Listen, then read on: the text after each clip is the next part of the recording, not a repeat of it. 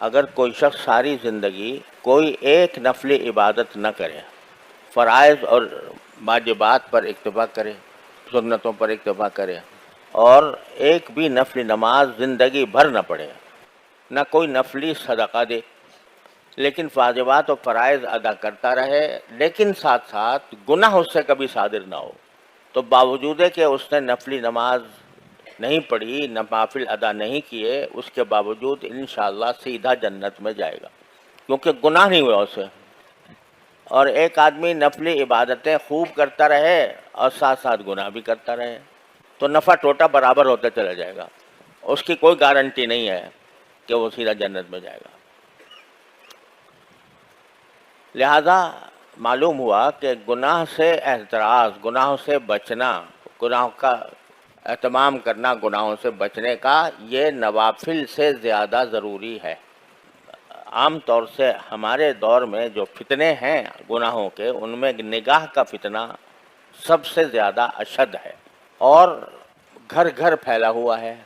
ایک ایک شخص اس فتنے کا شکار ہے۔ پہلے نگاہ کے غلط استعمال کرنے کے لیے کچھ کرنا پڑتا تھا، کہیں باہر جانا پڑتا تھا،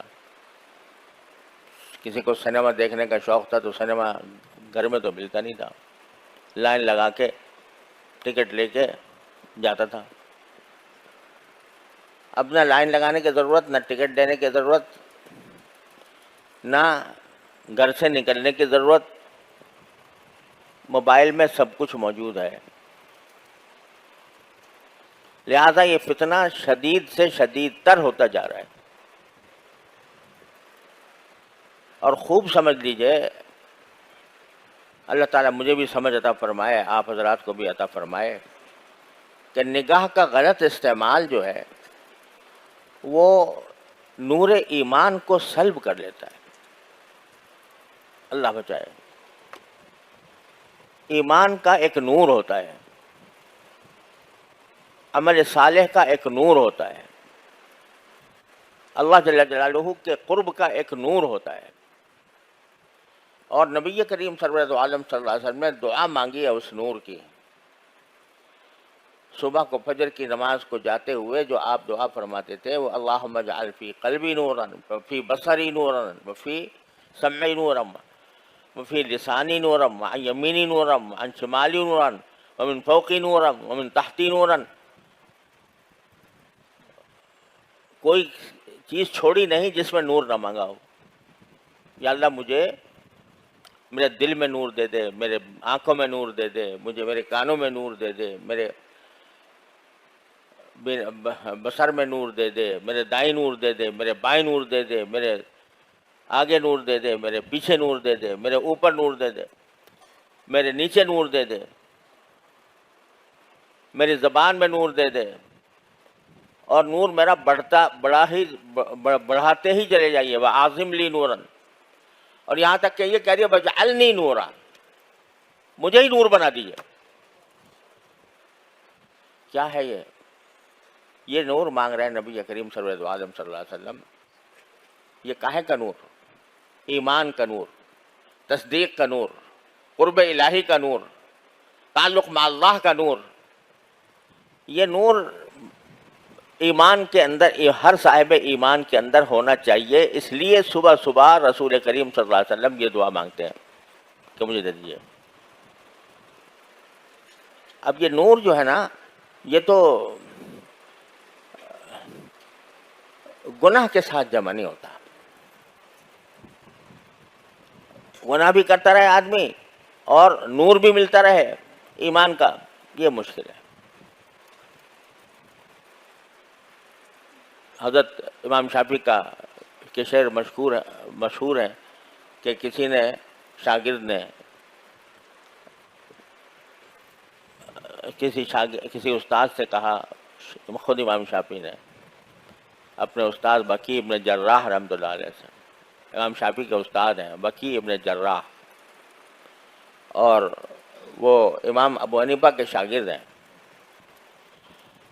تو ان سے کہا کہ مجھے کچھ حافظے کی تقویت کا کوئی ذریعہ بتا دیجیے، کیونکہ مجھے بہت سی باتیں پڑھتا ہوں یاد نہیں رہتی. تو کہتے ہیں خود امام شافعی شعر میں کہ شکوت الی بقیع سوء حفظی فاوصانی الی ترک المعاصی. جب میں نے کہا میرا حافظہ کمزور ہے تو حضرت بقیع نے جواب میں کہا کہ گناہ چھوڑ دو تو حافظہ کبھی ہو جائے گا. کیوں؟ فإن العلم نور من الہ ونور اللہ لا یعطی لعاصی. کیونکہ علم جو ہے یہ اللہ کی طرف سے ایک نور ہے اور یہ اللہ کا نور کسی نافرمان کو نہیں دیا جاتا. تو معلوم ہوا کہ گناہ جو ہے وہ انسان کے دل سے ایمان کے نور کو سلب کر لیتا ہے. اب کیا مطلب ہے اس نور کے سلب کرنے کا؟ اس کی تفصیل میں جائیں تو لمبی چوڑی تقریر کی ضرورت ہوگی، لیکن مختصر بات یہ ہے کہ جب ایمان کا نور قلب میں پیدا ہو جاتا ہے، اللہ تعالیٰ اپنی رحمت سے ہم سب کو عطا فرما دے،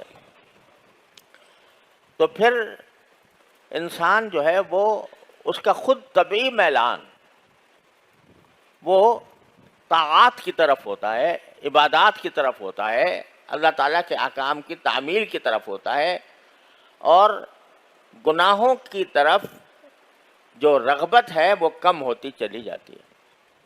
جتنا جتنا ایمان کا نور بڑھے گا اتنا ہی گناہوں سے نفرت پیدا ہوتی جا رہی ہے.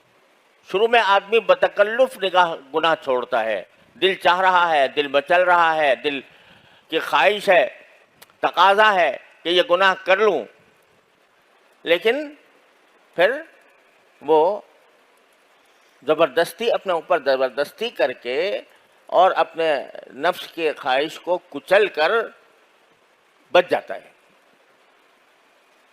تو جوں جوں اپنی خواہشوں کو کچل کر بچتا رہے گا اتنا ہی ایمان کا نور بڑھتا رہے گا.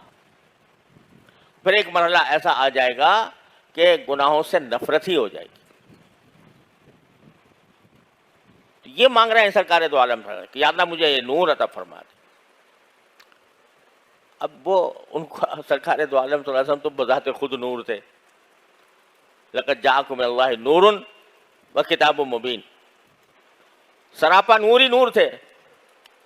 اللہ تعالیٰ نے ان کو سراپا نور بنایا تھا. لیکن کیوں مانگ رہے ہیں؟ تاکہ اپنی امت کے لوگوں پر شفقت فرما کر امت کے لوگوں کو سکھائیں کہ خدا کے بندو یہ چیز مانگنے کی ہے. نور مانگو اللہ تعالیٰ سے، اور اس نور کا تقاضا کا نتیجہ یہ ہوگا کہ انشاءاللہ گناہوں سے حفاظت بھی ہوگی.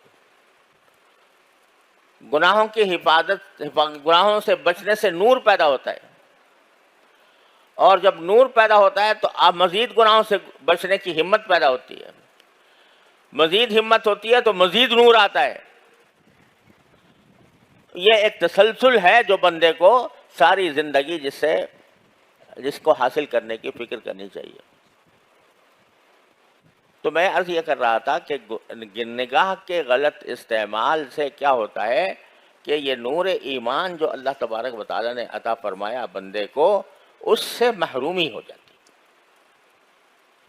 یہ آنکھ کا نور ہے نا جس سے دیکھ رہے ہو، یہ آنکھ ہی کا تو نور ہے نا. کس کا عطا کیا ہوا ہے؟ اللہ تعالیٰ کے سوا کون ہے جس نے یہ دے دیا ہو؟ مفت دے دیا، بے مانگے دے دیا، کوئی قیمت وصول نہیں کی. ساری زندگی تم اس کو استعمال کر رہے ہو، اور اتنی نازک مشین دے دی ہے کہ اس کے کل پرزوں کا اور اس کے رگ پٹھوں کا کسی کو پتہ نہیں ہے. ایک ہمارے دوست ہیں جو اللہ تعالیٰ ان کو شفائے کامل عطا فرمائے، وہ آج کل بیمار ہیں، آنکھوں کے امراض کے اسپیشلسٹ ہیں.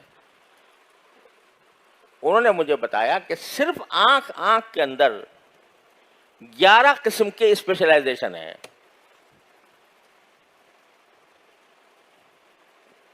اس چھوٹی سی آنکھ کے اندر جو کائنات بنائی ہے اللہ تعالیٰ نے، اس کائنات کے جو اب تک 11 قسم کے مختلف لوگ ہوتے ہیں، جو کوئی ایک چیز کا اسپیشلسٹ ہے، کوئی دوسری چیز کا اسپیشلسٹ ہے، کوئی تیسری چیز کا اسپیشلسٹ ہے، 11 قسم کے اسپیشلسٹ ہوتے ہیں.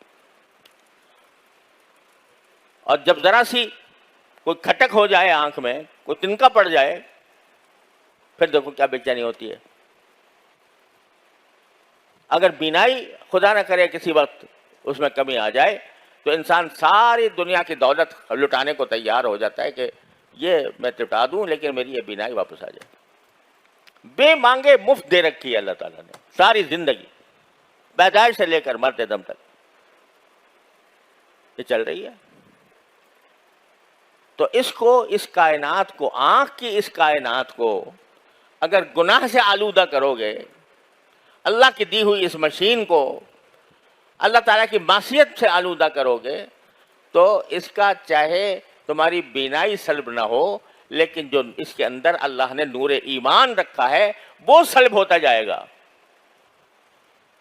جب وہ سلب ہو جاتا ہے تو اللہ بچائے انسان کی مت الٹ جاتی ہے. وہ برے کو اچھا اور اچھے کو برا سمجھنے لگتا ہے. گناہ کی ایک خاصیت یہ ہے، خوب یاد رکھنے چاہیے، اللہ تعالی ہم سب کی حفاظت فرمائے. گناہ کی ایک خاصیت یہ ہے کہ انسان کی عقل خراب ہو جاتی ہے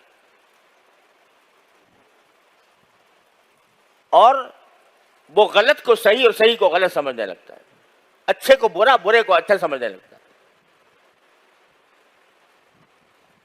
اسی لیے قرآن کریم میں فرمایا ان تتقوا اللہ یجعل لکم فرقانا. اگر اللہ سے ڈرو گے، اللہ سے ڈرنے کے معنی کیا ہے کہ اللہ کے احکام پر عمل کرو گے، اللہ نے جن گناہوں سے بچنے کی تلقین فرمائی ہے ان سے بچو گے، تو یجعل لکم فرقانا، اللہ تعالیٰ تمہیں حق و باطل میں فرق کرنے کا معیار عطا فرما دیں گے، عقل صحیح کر دیں گے تمہاری. اللہ بچائے جب عقل الٹتی ہے تو کوئی انتہا نہیں ہے اس کی. آپ لوگ سب جانتے ہیں کہ وہ لوگ جنہوں نے چاند پر سیارے اڑا دیے، چاند تک اپنی مشین پہنچا دی، جو مریخ کا شکار کرنے کی فکر میں ہے، جنہوں نے ایسی ایجادات کر دی کہ عقل حیران ہو جاتی ہے، دنگ ہو جاتی ہے. کمپیوٹر نے کیا انقلاب برپا کر دیا، آرٹیفیشل انٹیلیجنس پیدا کر دی، کیا کچھ کر دیا.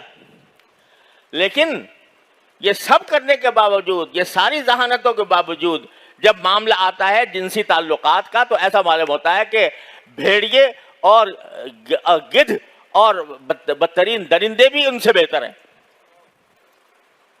ہے کہ نہیں؟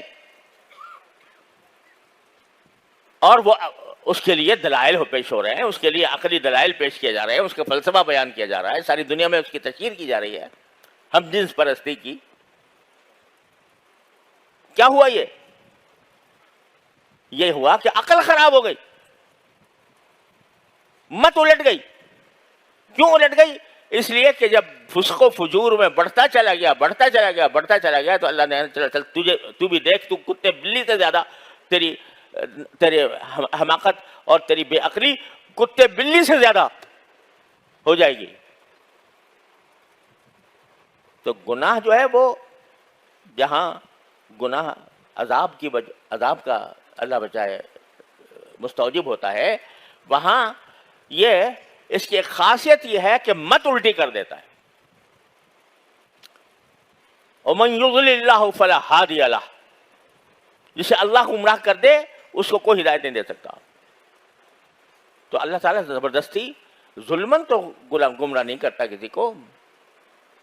اللہ تعالیٰ تو ہدایت کا پیغام دیتا ہے، ہدایت کے راستے بتاتا ہے، گمراہ تو نہیں کرتا. گمراہ کرنے اللہ تعالیٰ کو شوق نہیں ہے گمراہ کرنے کا. ما یفعل اللہ بعذابکم ان شکرتم وآمنتم، اللہ تعالیٰ خود کہتا ہے تمہیں عذاب دے کے میں کیا کروں گا اگر تم شکر گزار بنو اور ایمان کے تقاضوں پر عمل کرو. تو اللہ جل جلالہ نہیں چاہتے کہ تم گمراہی کے گڑھوں میں جا کے گرو، لیکن جب تم خود وہ راستہ اختیار کر لیتے ہو گناہوں کا، معصیتوں کا، اور اللہ کا خوف تمہارے دل سے مٹا دیتے ہو، یہ احساس مٹا دیتے ہو کہ میرا اللہ مجھے ہر وقت دیکھ رہا ہے، تو اس کا نتیجہ یہ ہوتا ہے کہ تم خود گمراہی کے گڑھوں میں جا کے گر جاتے ہو۔